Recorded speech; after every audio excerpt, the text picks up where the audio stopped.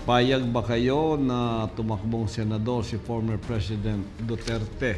Yes na yes. Kahit old na si FPRRD, marami pa yang magagawa para sa bayan. Puno ng tambaloslos. Pero if there are compelling reasons, wala kasing oposisyon ngayon. Yan ang problema eh. Walang oposisyon ngayon. Tahimik lahat. Tahimik ang media, tahimik ang radyo. Walang nagkikriticize, mali man o hindi. Kaya ang hinahanap ng mga tao dito ngayon, yung pamumuno mo. Kaya maraming nagre-react dyan sa komento dyan sa SMNI channel, dyan sa kay Pastor Kibuloy. Feel kasi talaga ng mga taong bayan na hinahanap nila yung panahon mo nung una. Kasi kung ihambing naman, siyempre pulso ito ng taong bayan, ito yung mga reaksyon nila. Nararapat yung mga tao na magsasabi doon sa Pangulo at saka kung sinong nakaupo ng Pilipinas, sino yung mga namumuno. Dahil yung mga tao, yun yung may parang naramdaman nila yung pagkukulang. Kung sabihin kasi na hindi sila kontento sa management ngayon ng Marcos administrasyon. Dahil yung nangyayari sa Pilipinas ngayon, kaya sinasabi mo yan, Mr. President Duterte, walang nag-ingay, walang nag-ikpos at saka walang nagreklamo. Dahil dati lang naman kasi yung umupo ka ng panahon na yon, ang hindi kasi makakaintindi ng mga tao o isipin yung sayo ang magulo. Pero yung sayo ang hindi magulo. Pero yun yung may malaking problema. Dahil yung mga tao kasi ngayon at saka yung mga drug lord ngayon, tahimik kasi sila ngayon. Dahil walang tumutuki sa kanila, walang kumukumpiska, walang humahabol sa kanila. Hindi na pukusan ngayon yung mga tao ngayon na yun ang ginagawa, grupo dati na pinupuksa mo. Kumbaga, kalmado sila ngayon kasi andon sila ngayon, kumbaga, nakapagbuo ng produkto. Katulad yung Shabu na yan. So, silent ang ngayon dahil walang naghabol sa kanila. Pero kung sa panahon mo yon, magulo ngayon, may patayan, may tukhang, kung saan nanggaling yung kriminal, yun yung nangyayari dahil pinupuksa mo ang droga.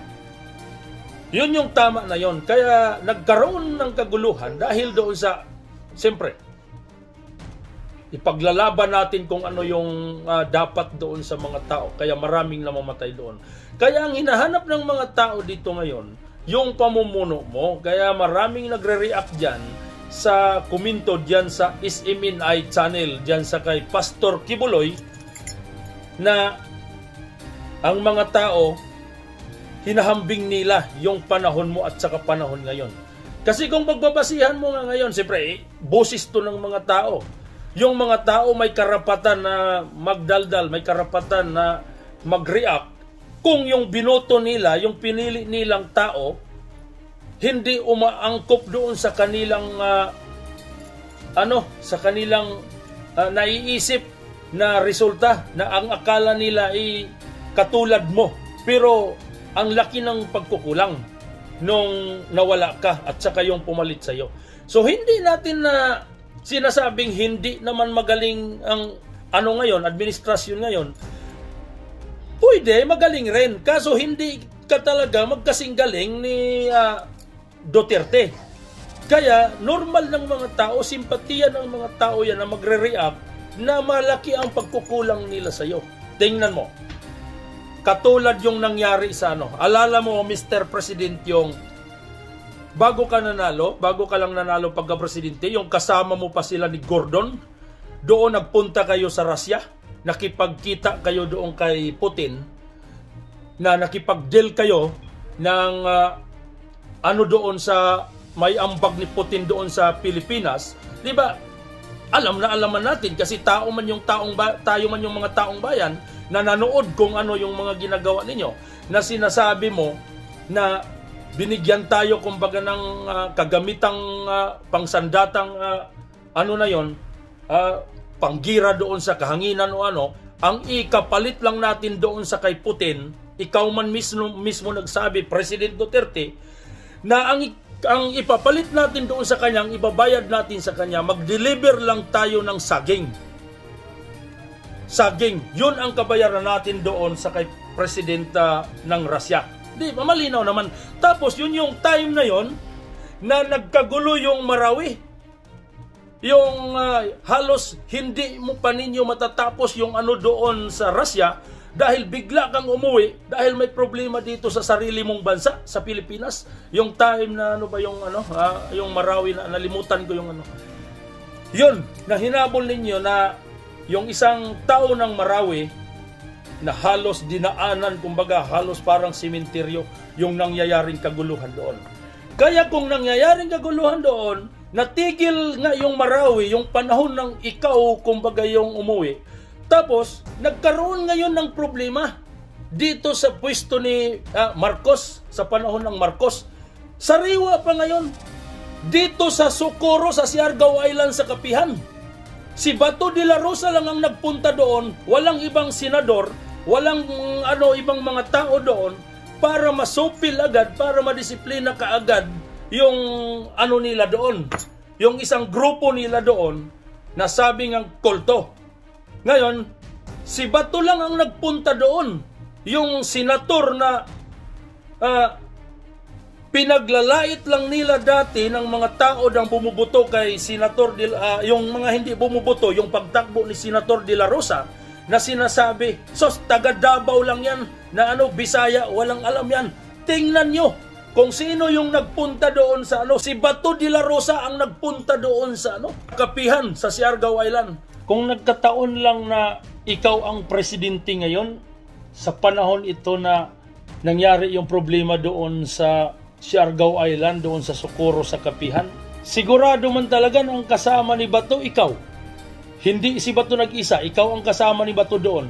Kayo magpuksa doon sa problema kung anong dapat solusyon. Ay wala mga talagang kasama si Bato na Senado na magiging katulong niya doon kung anong Yung iba ay hindi naman doon sa problema, hindi nila bit yung ganyang problema dahil mga duwag sila, mga talawan sila. Ikaw lang kasi ang dapat doon kasi ikaw ang matapang at saka si Bato para masitol yon. Pero hanggang ngayon nakalitis pa yung yun lang muna yung maambag ko, kumbaga, na ma-share na boses ng tao.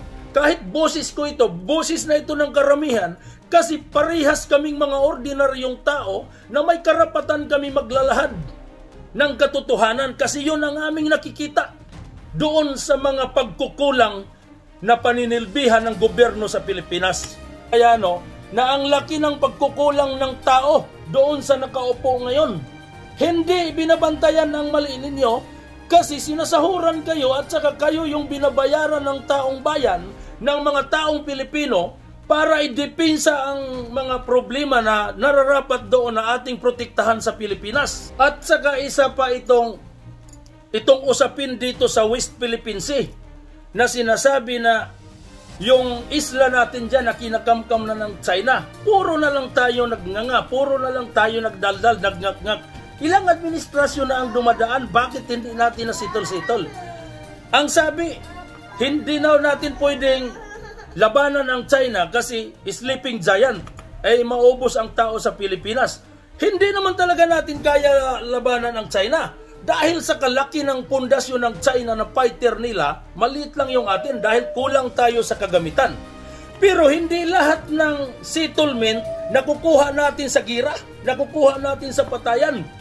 Puntahan ninyo kayong mga senador dyan sa Pilipinas, puntahan ninyo yung Senado ng China para kakausapin ninyo na itong lupa na inaangkin ninyo, amin ito, sa Pilipinas ito na teritoryo, hindi ito sa China.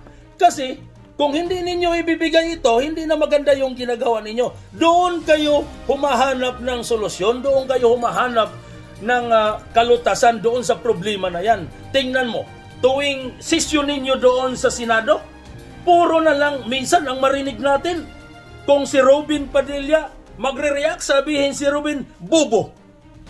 Kung sino pa yung mga si Manny Pacquiao, magre-react, sabihin tanga-tanga, walang alam.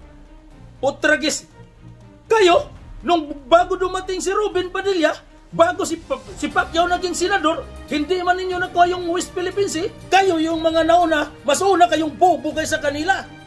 Kaya pakishare doon sa mga senador na bobo, pakishare ninyo mga subscriber natin.